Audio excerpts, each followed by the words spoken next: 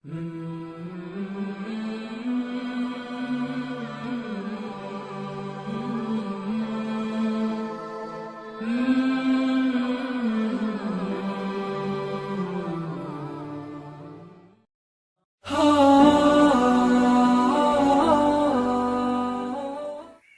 لله رب العالمين والصلاة والسلام على أشرف الأنبياء والمرسلين نبينا محمد وعلى آله وأصحابه أجمعين أما بعد. قال الله تعالى في القرآن الكريم: المال والبنون زينة الحياة الدنيا. وقال: واعلموا أنما أعمالكم وأولادكم فتنة. وقال نبينا صلى الله عليه وسلم: كلكم راع وكلكم مسؤول عن رعيته.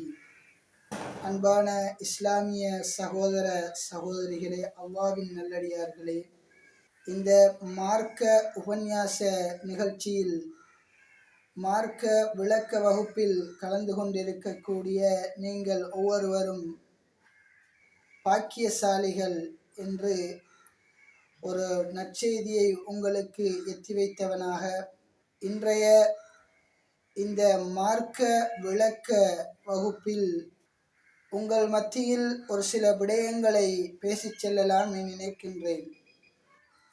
அந்த வகையில் இந்த இடத்திலே அமர்ந்து இந்த இடத்திலே குழுமியிருக்கக்கூடிய அதிகமானவர்கள் பெற்றோர்கள் என்கின்ற அடிப்படையில் நாம் இந்த இஸ்லாமிய மார்க்கத்தில் பிறந்திருக்கின்றோம். பிறந்து திருமணம் முடித்து எம் பிள்ளைகளை பெற்றிருக்கின்றோம். இவ்வாறு பெற்ற பிள்ளைகளை நாம் ஒவ்வொருவரும் எந்த அடிப்படையில் வளர்க்க வேண்டும், எவ்வாறு வளர்க்க வேண்டும், நாம் எவ்வாறு வளர்த்து கொண்டிருக்கின்றோம் என்ற ஒரு சில விடயங்களை உங்களுக்கு கூறி செல்லலாம் என நினைக்கின்றேன். அந்த வகையில் அல்லாஹ்வுக்கு சுப்ஹானஹு வ தஆலா அவனுடைய அருள்மறையாம் குர்ஆனிலே கூறி காண்பிக்கின்றான்: அல் மாலு வல் பனூன ஜீனத்துல் ஹயாத்துத் துன்யா. அதாவது அல் மாலு வல் பனூன, இவ்வுலகத்தில் அல்லாஹ்வுக்கு சுப்ஹானஹு வ தஆலா பொருட்செல்வங்களையும் அதுபோன்று பிள்ளை செல்வங்களையும் எமக்கு அருட்கொடையாக அல்லாஹ் இந்த உலக வாழ்க்கையிலே அமைத்து தந்திருக்கின்றான். இவ்வாறுபட்ட அருட்கொடைகளை நாம் எவ்வாறு பயன்படுத்த வேண்டும், எவ்வாறு அதனை எடுத்து செல்ல வேண்டும் என்று ஒரு சில வழிமுறைகளையும் அல்லாஹ் எமக்கு கற்றுத்தந்திருக்கின்றான். நபி ஸல்லல்லாஹு அலைஹி வஸல்லம் அவர்கள் அதனை எவ்வாறு செய்ய வேண்டும் என்று எமக்கு வாழ்ந்து காட்டியிருக்கின்றார்கள். எனவே அன்பான சகோதர சகோதரிகளே, இந்த இடத்தில் கூடியிருக்கக்கூடிய நாம் எமது பிள்ளைகளை எவ்வாறு வளர்க்கின்றோம், எமது பிள்ளைகளை பெற்றிருக்கின்றோம், எமது பிள்ளைகள் எவ்வாறு வளர்க்கின்றோம், அவர்கள் எவ்வாறு வளர்க்கப்பட வேண்டும் என்கின்ற ஒரு சில விடயங்களை உங்களுக்கு இந்த இடத்தில் கூறி செல்லலாம் என நினைக்கின்றேன். அந்த வகையில் எமது சமுதாயத்தில், இந்த இஸ்லாமிய சமுதாயத்தில் ஒரு பிள்ளை பிறந்து விட்டால் அதற்காக நாம் ஒரு சில விடயங்களை செய்ய வேண்டும், ஒரு சில விடயங்களை செய்யக்கூடாது என்று நபிகள் நாயகம் ஸல்லல்லாஹு அலைஹி வஸல்லம் அவர்கள் எமக்கு கட்டளையிட்டிருக்கின்றார்கள்.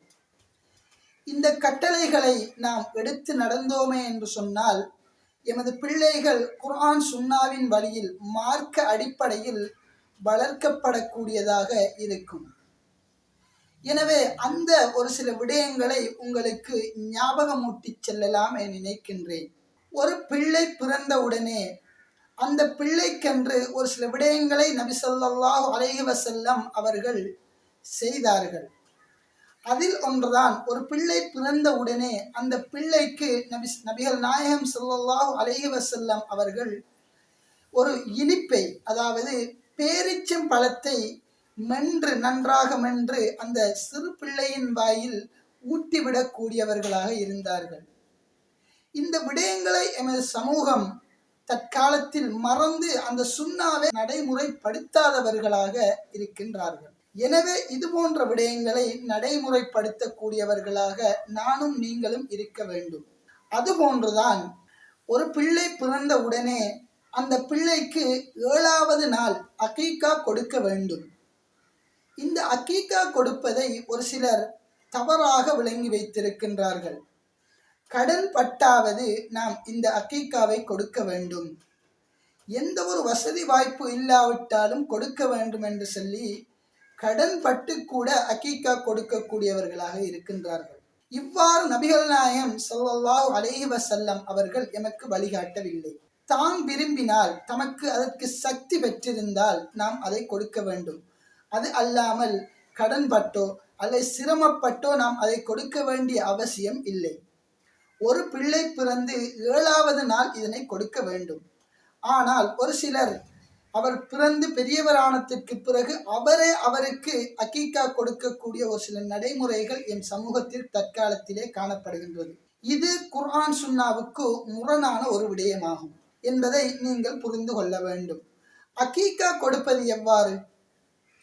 ஒரு ஆண் பிள்ளையாக இருந்தால் அந்த ஆண் பிள்ளைக்கு 2 ஆடுகளும், ஒரு பெண் பிள்ளையாக இருந்தால் அதற்கு 1 ஆடும் என்ற அடிப்படையில் அகீகாவை கொடுக்க வேண்டும். இதனை எம்மில் சக்தி பெற்றவர்கள் இதனை கொடுப்பதற்கு தகுதியுடையவர்கள் ஆவர். அடுத்ததாக, ஒரு பிள்ளை பிறந்து விட்டது, அகீகா கொடுக்க முடியுமோ கொடுத்தாச்சு, இல்லையா கொடுக்கவில்லை. அதை தாண்டி வந்ததும் ஒரு பிள்ளைக்கு 2 வருடங்கள் என்ன செய்ய வேண்டும்? தாய்ப்பால் கொடுக்க வேண்டும். இதில் தாய்மார்களாக இருக்கக்கூடியவர்கள் பொடுபோக்கு செலுத்தக்கூடியவர்களாக இருக்கின்றனர். அந்த காலங்களிலே பெற்றோர்கள் தாய்மார்களாக இருக்கக்கூடியவர்கள் ஒரு பிள்ளைக்கு 2 வருடங்கள் அதிகமாக பால் கொடுத்து கொண்டிருந்தார்கள். ஆனால் தற்காலத்தில் 2 வருடங்கள் பால் புகட்டினால் எனது பிள்ளைக்கு எனது அழகு குறைந்துவிடும் அல்லது எனக்கு சிரமமாக இருக்கிறது என்ற ஒரு சில அற்ப விடயங்களுக்காக எங்களது தாய்மார்கள் பிள்ளைகளுக்கு முற்று முழுதாக 2 வருடங்கள் பால் கொடுக்காமல் அவர்கள் அதில் அசம்பந்தப்படக்கூடியவர்களாக பொட்டிப்பால்களையும் இன்னொரு பால் வகைகளையும் பிள்ளைகளுக்கு கொடுத்து பிள்ளைகளுடைய மூளை வளர்ச்சி தொடக்கம் பிள்ளையினுடைய அடிப்படை விஷயங்களை மறுத்து அவர்களுக்கு இதனை செய்து கொண்டிருக்கிறார்கள். அன்பான தாய்மார்களே, இது நீங்கள் அல்லாஹ்வுக்கு செய்கின்ற ஒரு மாறு. ஏனென்று சொன்னால் 2 வருடம் ஒரு பிள்ளைக்கு நீங்கள் பால் புகட்ட வேண்டும் என்பது நபிகள் நாயகம் ஸல்லல்லாஹு அலைஹி வஸல்லம் அவர்கள் இட்ட கட்டளை அல்ல. குர்ஆனில் அல்லாஹ்வுக்கு சுப்ஹானஹு வ தஆலா அவருடைய குர்ஆனிலே கூறியது. இதில் எந்த உலமாக்களுக்கோ எந்த கொள்கையினருக்கோ எவருக்கும் மாற்று கருத்து இருக்க முடியாது. எனவே நீங்கள் இதனை கட்டாயமாக செய்துதான் தீர வேண்டும். ஏனென்று சொன்னால் அல்லாஹ் கூறிவிட்டான், அதற்கு மறுபேச்சுக்கு இடமே இல்லை. எனவே நீங்கள் ஒவ்வொருவரும் ஒரு பிள்ளைக்கு 2 வருடம் பால் கட்டாயம் புகட்ட வேண்டும். அண்மையில் ஒரு சகோதரரை சந்தித்தேன். அவர் போதை வஸ்து பாவனைக்கு எதிராக இந்த வடக்கு கிழக்கு பகுதிக்கு பொறுப்பாளராக நியமிக்கப்பட்டவர். அவரிடம் போதை வஸ்து சம்பந்தமாக எமது கிராமத்தில் போதை வஸ்துகள் அதிகரித்து விட்டது என்று கூறியதற்கு அவர் கூறிய ஒரே ஒரு வார்த்தை, எமது இஸ்லாம் சமூகத்திலே அல்லாஹ்வுக்கு சுப்ஹானஹு வ தஆலா கூறுகின்றான், 2 வருடங்கள் பால் புகட்டுங்கள் உங்களது பிள்ளைகளுக்கு என்று. அது அவ்வாறு கொடுக்கப்படாததன் விபரீதம்தான் இப்போது பிள்ளைகள் போதைக்கு அடிமையாக இருக்கின்றார்கள் என்று ஒரு ஆய்வு முடிவு எடுத்திருக்கின்றார்கள் அவர்கள்.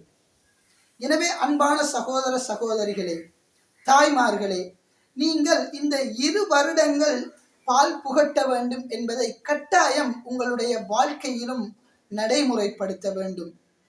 அடுத்ததாக, ஹத்னா செய்தல். பிள்ளைகளுக்கு பிறந்து ஹத்னா செய்வது சம்பந்தமாக எம் சமூகத்திலே அதிகமான அனாச்சாரங்கள் இடம்பெறுகின்றது. ஒரு ஆணாக இருந்தால் அவருக்கு ஹத்னா செய்யும் போது நபிகள் நாயகம் ஸல்லல்லாஹு அலைஹி வஸல்லம் இந்த மார்க்கத்தில் காட்டித்தராத வழிமுறைகளை செய்து கொண்டிருக்கின்றார்கள். அதாவது ஹத்னா செய்வதென்று சொன்னால் அதற்கென்று ஒரு ஃபங்க்ஷனை ஏற்படுத்துகின்றார்கள். அதற்கு வரும்போது அவர்களுடைய குடும்பத்தினர் அவர்களுக்கு ஏதாவது காசு கொண்டு வந்து வைக்க வேண்டும், பொருட்கள் கொண்டு வந்து வைக்க வேண்டும் என்ற எதிர்பார்ப்புடன் அந்த விடயங்களை செய்கின்றார்கள். கஷ்டப்படக்கூடியவர்கள் அதிகமானவர்கள் கடன்பட்டாவது கொண்டு போய் அந்த பொருளை வைக்கணும் என்று போட்டு அந்த அந்த விழாவில் கலந்து கொள்கின்றார்கள். இந்த விழா என்பது விதாத்தான ஒரு காரியம். இந்த விழாக்களுக்கு சமூகம் அளிப்பது என்பது பாவமான ஒரு காரியம். நபிகள் நாயகம் ஸல்லல்லாஹு அலைஹி வஸல்லம் அவர்கள் காட்டித்தராத ஒரு வழிமுறையை நாம் உண்டாக்குகின்றோம். இதை தவிர்த்து கொள்ள வேண்டும் சகோதரர்களே. அதுபோன்று எம் மத்தியிலே இன்னொரு விடயம் காணப்படுகின்றது. அதாவது பெண் பிள்ளைகளுக்கு ஹத்னா செய்வது.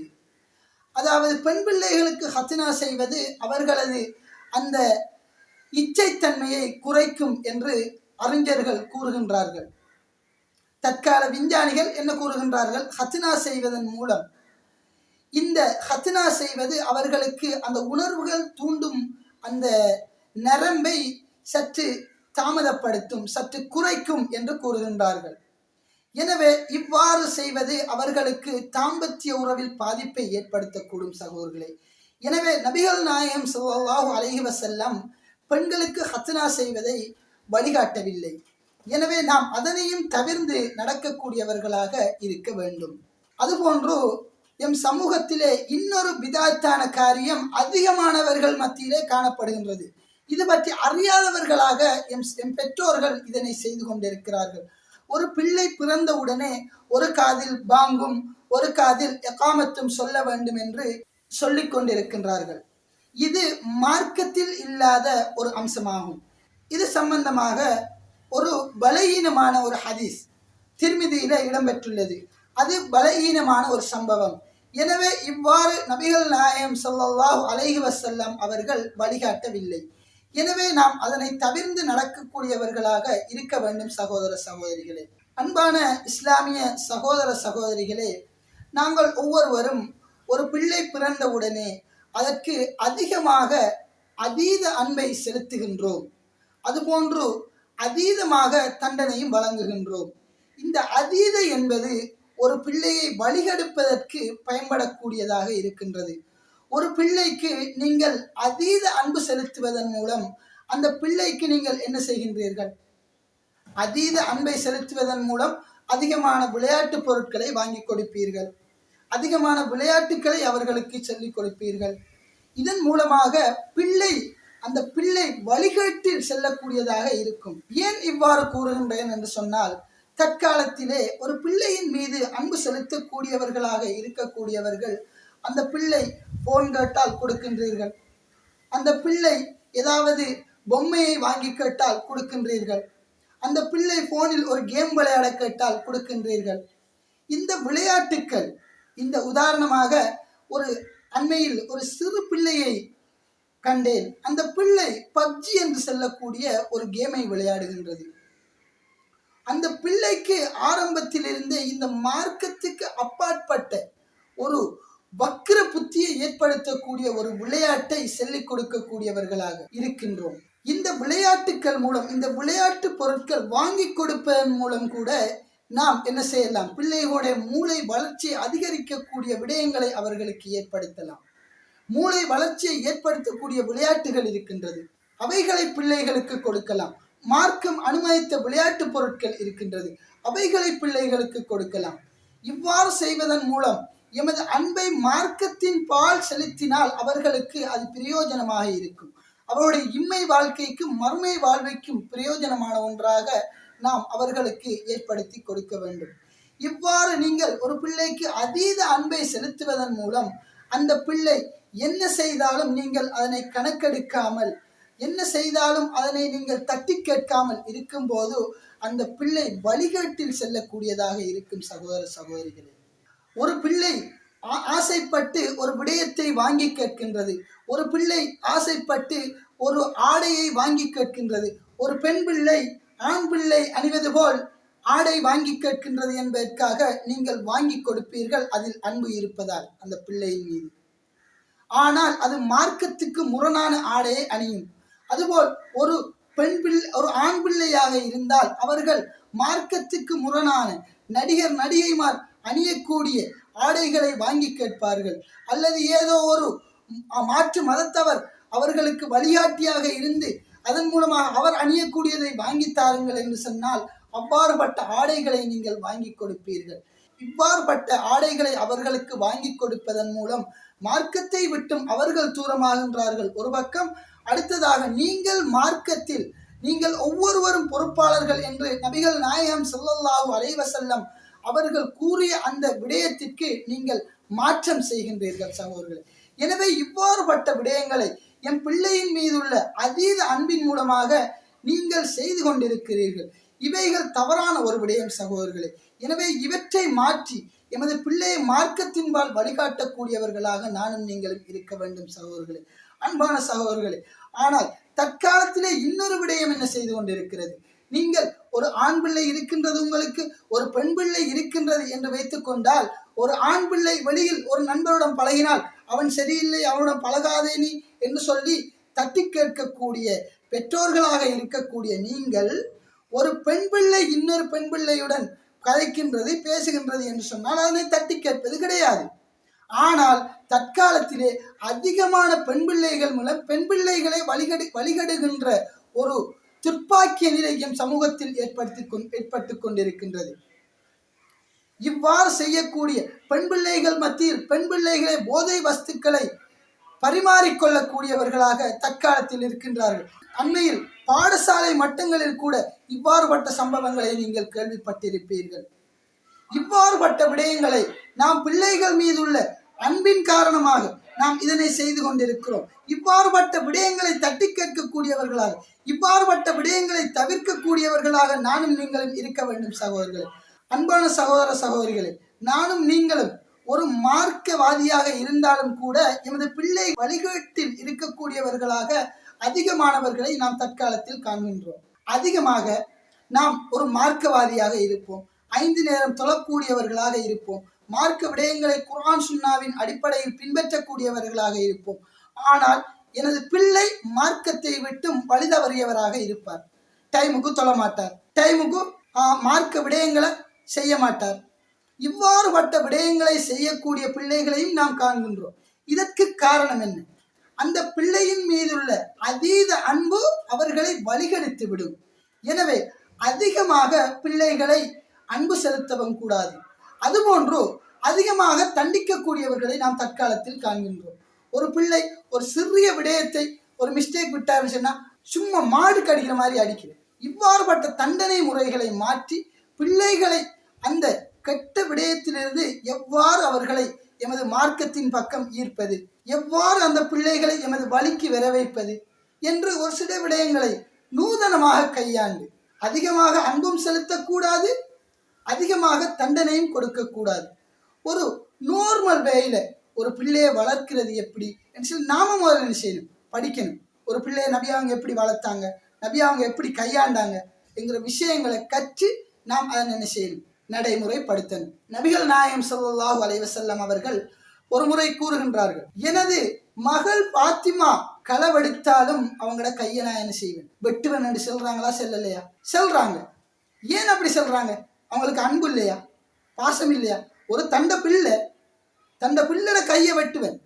மார்க்கத்துக்கு முரணாக ஒரு விடயத்தை செய்யும் போது அந்த இடத்தில் தண்டிக்க வேண்டும். எனவே அன்பான சகோதரர்களே, நபிகள் நாயகம் ஸல்லல்லாஹு அலைஹி வஸல்லம் அவர்கள் எமக்கு எவ்வாறு வழிகாட்டினார்களோ அதன் பிரகாரம் எமது பிள்ளைகளை நாம் வளர்க்க வேண்டும் சகோதரர்களே. அடுத்ததாக அன்பான சகோதர சகோதரிகளே, எமது பிள்ளைகளை நாம் அதிகமாக சபிக்கக்கூடியவர்களாக இருக்கின்றோம். அதிகமான பெற்றோர்கள் பிள்ளைகளை சபிக்கின்றதை காண கிடைக்கின்றது தற்காலத்திலே. அன்பான சகோதரிகளே, அன்பான தாய்மார்களே, நபிகள் நாயகம் ஸல்லல்லாஹு அலைஹி வஸல்லம் அவர்கள் ஒரு முறை பெருநாள் தொழுகை முடித்து பெண்கள் பக்கத்துக்கு ஒரு உரையாற்றுவதற்காக போகின்றார்கள். அந்த இடத்திலே நபிகள் நாயகம் ஸல்லல்லாஹு அலைஹி வஸல்லம் அவர்கள் கூறுகின்றார்கள், நான் அதிகமாக நரகில் பெண்களை காண்கின்றேன். அதற்கு காரணம் கூறும்போது பெண்கள் அதிகமாக சபிக்கக்கூடியவர்களாக இருக்கின்றார்கள் என்கின்ற ஒரு விடயத்தை நபிகள் நாயகம் ஸல்லல்லாஹு அலைஹி வஸல்லம் அவர்கள் கூறுகின்றார்கள். அன்பான இஸ்லாமிய தாய்மார்களே, நாம் ஒரு பிள்ளையை பெற்றெடுக்கின்றோம். எவ்வளவு பெரிய வலியை நாம் சுமந்து அந்த பிள்ளையை பெற்றெடுக்கின்றோம். அந்த பிள்ளையை பெற்றெடுக்கும் போது அதிகமான வலியை சுமந்தவர்களாகத்தான் பெற்றெடுக்கின்றோம். அந்த வலியை மறந்து எமது பிள்ளைகளை இவ்வாறெல்லாம் நாம் என்ன செய்கின்றோம்? திட்டுகின்றோம், சபிக்கின்றோம். இவ்வாறுபட்ட விடயங்களை நாம் தவிர்க்க வேண்டும். ஏனென்று சொன்னால், நபிகள் நாயகம் ஸல்லல்லாஹு அலைஹி வஸல்லம் அவர்கள் ஒரு சந்தர்ப்பத்தில் ஒட்டகத்திலே போய்கொண்டிருக்கின்றார்கள். ஒரு சகோதரர், ஒரு அன்சாரி நபித்தோழர், அவருடைய ஒட்டகத்தில் ஏறி அவர் ஒட்டகத்தை செலுத்த முற்படுகின்றார். அந்த சந்தர்ப்பத்தில் அது முரண்டு பிடிக்கின்றது, ஒரு ஒட்டகம். எனவே அந்த ஒட்டகத்தை அவர் சபிக்கின்றார். நபிகள் நாயகம் ஸல்லல்லாஹு அலைஹி வஸல்லம் அவர்கள் கூறுகின்றார்கள், இந்த ஒட்டகத்தை சபித்தவர் யார் என்று திரும்பி கேட்டபோது, நான் தான் என்று அந்த அன்சாரி தோழர் செல்லவும், நபிகள் நாயகம் ஸல்லல்லாஹு அலைஹி வஸல்லம் அவர்கள் கூறுகின்றார்கள், இந்த ஒட்டகத்தை சபித்த நீ எங்களுடன் பிரயாணம் பெற தேவையில்லை என்று சொல்லி கூறுகின்றார்கள். ஏன் காரணம் என்று நபிகள் நாயகம் ஸல்லல்லாஹு அலைஹி வஸல்லம் அவர்கள் கூறும்போது, இந்த நேரம் துஆ ஏற்றுக்கொள்ளப்படக்கூடிய நேரமாக இருந்தால் அது ஏற்றுக்கொள்ளப்பட்டுவிடும் என்று கூறுகின்றார்கள். நீங்கள் ஒரு பிள்ளைக்கு திட்டுகின்றீர்கள், சபிக்கின்றீர்கள். ஒருவேளை உங்களுடைய அந்த நேரம், நீங்கள் துஆ சபிக்கின்ற நேரம் துஆ ஏற்றுக்கொள்ளப்படக்கூடிய ஒரு நேரமாக இருந்தால் என்ன செய்வீர்கள்? ஒன்றும் செய்ய முடியாது. அது அந்த பிள்ளைக்கு பலித்துவிடும். சகோதரர்களே, நாம் அதிகமாக கேள்விப்பட்டிருக்கின்றோம். 3 குழந்தைகள் பேசிய ஹதீஸில் ஜுரைஜ் என்பவருடைய சம்பவம் அதிகமாக எல்லோருக்கும் தெரியும். இந்த இடத்தில் கூட அதிகமாக பேசப்பட்டுள்ளது. தாயினுடைய அழைப்பிற்கு அவர் பதிலளிக்காமல் தொழுது கொண்டிருந்த ஒரு சகோதரர், அவருக்கு அந்த தாய் சபித்தது நிறைவேறியதா இல்லையா? இவ்வாறுபட்ட விடயங்களை நாம் தவிர்த்து கொள்ள வேண்டும். அதை தவிர்த்து எமது பிள்ளைகளுக்கு நாங்கள் துஆ செய்யக்கூடியவர்களாக இருக்க வேண்டும். அதிகமான நபிமார்களுடைய வரலாற்றை நீங்கள் எடுத்துக்கொண்டீர்கள் என்று சொன்னால், அவர்கள் பிள்ளைகளுக்கு அதிகமாக துஆ செய்யக்கூடியவர்களாக இருந்தார்கள். நூஹ் நபியாக இருக்கட்டும், இப்ராஹிம் அலைஹிஸ்ஸலாமாக இருக்கட்டும், அதிகமான நபிமார்கள் கூட அவர்களுக்கு பிள்ளைகளுக்கு அதிகமாக துஆ செய்யக்கூடியவர்களாக இருந்தார்கள். எனவே அன்பான சகோதர சகோதரிகளே, தாய்மார்களே, நீங்கள் ஒவ்வொருவரும் இந்த இடத்திலே கூடியிருக்கின்றீர்கள், இந்த மார்க்க உபன்யாசத்தை கேட்டு எங்களுடைய வாழ்க்கையில் நடைமுறைப்படுத்த வேண்டும் என்று. எனவே உங்களுடைய பிள்ளைகளுக்கு திட்டாமல் உங்களுடைய பிள்ளைகளை மார்க்க அடிப்படையில் வளர்க்க வேண்டும். ஒரு பிள்ளையை மார்க்க அடிப்படையில் வளர்க்க வேண்டும் என்று சொன்னால், அந்த பிள்ளைகளுக்கு தொழுகையை கற்றுக் கொடுக்க வேண்டும். ஒரு சிறு பிள்ளை இருக்கின்றது என்று சொன்னால், அந்த பிள்ளையை நான் தொழும்போது, ஒரு பெண் பிள்ளையாக இருந்தால் நான் வீட்டில் தொழும்போது அந்த பிள்ளையை என் பக்கத்தில் வைத்து அந்த பிள்ளைக்கு சிறு பராயத்தில் இருந்தே அந்த பிள்ளையை தொழுகையின் பக்கம் வழிகாட்ட வேண்டும். அதுபோன்று ஒரு ஆண் பெற்றோராக இருந்தால் சிறு வயதிலிருந்தே அந்த பிள்ளையை பள்ளிக்கு கூட்டி சென்று பழக்க வேண்டும். அதுபோன்று வீடுகளில் ஒரு பிள்ளை இருக்கும்போது அந்த பிள்ளைக்கு வீட்டில் எவ்வாறு இருக்க வேண்டும், வீட்டில் வரும்போது அனுமதி கேட்டு வர வேண்டும், ஒரு அறையிலிருந்து இன்னொரு அறைக்கு வரும்போது சலாம் சொல்லி வர வேண்டும் என்று சொல்லி ஒரு சில விடயங்களை, மார்க்க அடிப்படை விடயங்களை பிள்ளைகளுக்கு அடிப்படையிலிருந்தே அவர்களுக்கு கற்றுக் கொடுக்க வேண்டும். இதை மறந்து நம்மில் இருக்கக்கூடிய அதிகமான சகோதரர்கள், உங்களில் இருக்கக்கூடியவர்கள், நீங்கள் உங்களுடைய நெஞ்சில் கை வைத்து பாருங்கள். கடைசியாக உங்களது பிள்ளைக்கு நீங்கள் எப்போது சலாம் கூறினீர்கள்? வீட்டுக்குள் செல்லும் போது எப்போது சலாம் கூறினீர்கள்? நபிகள் நாயகம் ஸல்லல்லாஹு அலைஹி வஸல்லம் அவருடைய வாழ்க்கையில் அதிகமான வழிகாட்டல்கள் எனக்கு இருக்கின்றது. அல்லாஹ்வுக்கு சுப்ஹானஹு வ தஆலா குர்ஆனில் கூறுகின்றான், லிம தகூலூன மா லா தஃஅலூன், நீங்கள் செய்யாத ஒன்றை செல்லாதீர்கள். நீங்கள் உங்கள் பிள்ளைகளுக்கு முன்மாதிரியாக வழிகாட்டியாக இருங்கள். நீங்கள் ஒரு விடயத்தை செய்யுங்கள், நான் தொலைபேசியில் நாடகங்கள் பார்க்க கூடாது, படங்கள் பார்க்க கூடாது என்று சொல்லி நீங்கள் முன்மாதிரியாக இருங்கள். அதன் பின்பு உங்களது பிள்ளைகளுக்கு வழிகாட்டுங்கள். உங்களது பிள்ளைகள் நேரான வழியில் செல்லக்கூடியவர்களாக இருப்பார்கள். எனவே அன்பான சகோதரர்களே, அல்லாஹ்வின் நல்லடியார்களே, இந்த இடத்தில் கூடியிருக்கக்கூடிய நாம் இன்றைய தினம் இதனை கற்றோம். பிள்ளையை சரியாக வளர்க்க வேண்டும் என்று உங்களுடைய அடிமனதில் ஒரு வைராக்கியத்தை ஏற்படுத்தி கொள்ளுங்கள். அந்த வைராக்கியம் மூலம் உங்களது பிள்ளைகளை மார்க்க அடிப்படையில் வளர்ப்பதற்கு நீங்கள் ஒவ்வொருவரும் முயற்சிக்க வேண்டும் சகோதரர்களே. அடுத்ததாக, பிள்ளைகள் மத்தியிலே அதிகமாக அநியாயங்கள் இடம்பெறுகின்றது. ஒரு 2 பிள்ளைகள் இருக்கும் என்று சொன்னால், அந்த பிள்ளைகளுக்கு நாம் எவ்வாறு அந்த பிள்ளைகளை வழிப்படுத்த வேண்டும், நெறிப்படுத்த வேண்டும், அந்த பிள்ளைகளுக்கு நியாயமான முறையில் சில விடயங்களை செய்ய வேண்டும். இதில் அதிகமானவர்கள் வயோதிபர்களும் இருக்கின்றீர்கள். உங்களது பிள்ளைகளுக்கு சொத்துக்கள் கொடுப்பீர்கள், நீங்கள் எவ்வாறு கொடுக்கின்றீர்கள்? என்பதை நீங்கள் ஒவ்வொருவரும் மீட்டி பார்க்க வேண்டும். அதுபோன்று பிள்ளைகள் மத்தியிலே நீதம் செலுத்தக்கூடியவர்களாக நானும் நீங்களும் இருக்க வேண்டும். நபிகள் நாயகம் ஸல்லல்லாஹு அலைஹி வஸல்லம் அவர்களுடைய காலத்திலே ஒரு சஹாபி தோழர் வருகின்றார். பஷீர் அலி அவர்கள் வருகின்றார்கள். வந்து எனது இன்ன பிள்ளைக்கு நுஅமான் அலி அவர்களுக்கு நான் இன்ன பொருளை அன்பளிப்பாக கொடுக்க போகின்றேன் என்று கூறுகின்றார். அதற்கு நபிகள் நாயகம் ஸல்லல்லாஹு அலைஹி வஸல்லம் அவர்கள் கேட்கின்றார்கள், இவருக்கு கொடுப்பது ஒன்று உனது ஏனைய பிள்ளைகளுக்கு நீ கொடுக்கிறாயா என்று கேட்கின்றார்கள். அவர் இல்லை என்று கூறுகின்றார். அந்த சந்தர்ப்பத்திலே நபிகள் நாயகம் ஸல்லல்லாஹு அலைஹி வஸல்லம் கூறுகின்றார்கள், உனது பிள்ளைகள் மத்தியிலே நீதம் செலுத்து, அல்லாஹ்வை பயந்து கொள் என்று கூறுகின்றார்கள். இன்னொரு அறிவிப்பிலே வருகின்றது, இந்த அநியாயத்திற்கு என்னை சாட்சியாக்காதே என்று சொல்லி நபிகள் நாயகம் ஸல்லல்லாஹு அலைஹி வஸல்லம் அவர்கள் கூறுகின்றார்கள். எனவே அன்பான சகோதரர்களை, சொத்து பங்கீடாக இருந்தாலும் சரி, இன்னொரு விடயங்களாக இருந்தாலும் சரி, எமது பிள்ளைகள் மத்தியிலே ஒரு விடயங்களை நாம் கையாள வேண்டும். நாம் அகீகா கொடுக்கும் போது எவ்வாறு கொடுக்கின்றோம்? ஒரு ஆணுக்கு 2 பங்கு, ஒரு பெண்ணுக்கு 1 பங்கு. இதுபோல் எல்லா விடயங்களையும் பிள்ளைகள் மத்தியிலே நீதம் செலுத்தக்கூடியவர்களாக சொத்து பங்கீடு விடயத்தில் நாம் ஆண்களுக்கு 2 பங்கு கொடுக்க வேண்டும், பெண்களுக்கு 1 பங்கு கொடுக்க வேண்டும். இதை நாம் நடைமுறைப்படுத்துகின்றோமா? தற்காலத்திலே இது அல்லாமல் வேறு வேறு விடயங்கள், பெண்களுக்கே அனைத்து சொத்துகளையும் கொடுத்து ஆண்களுக்கு எந்தவித சொத்தும் இல்லாமல் சொத்து பங்கீட்டு விடயத்தில் நியாயமின்மையாக செயற்படுகின்றீர்கள். அன்பான சகோதர சகோதரிகளை, தொழுகை, நோன்பு, ஜக்காத் போன்ற விடயங்களை நாம் செய்வதன் மூலம் லேசாக சொர்க்கம் நுழைந்து விட முடியாது. அவையெல்லாம் இஸ்லாத்தின் தூண்களை. இஸ்லாத்தின் தூண்கள் என்பது பக்கத்தில் உள்ள செவர்களை என்ன செய்யணும்? தூணை மட்டும் கட்டி போட்டு, ஒரு வீட்டுக்கு தூணை மட்டும் கட்டி போட்டு நாம் என்ன செய்யலாம்? அதை ஊடென்று சொல்லி வாழ்ந்துடலாமா? வாழ முடியாது.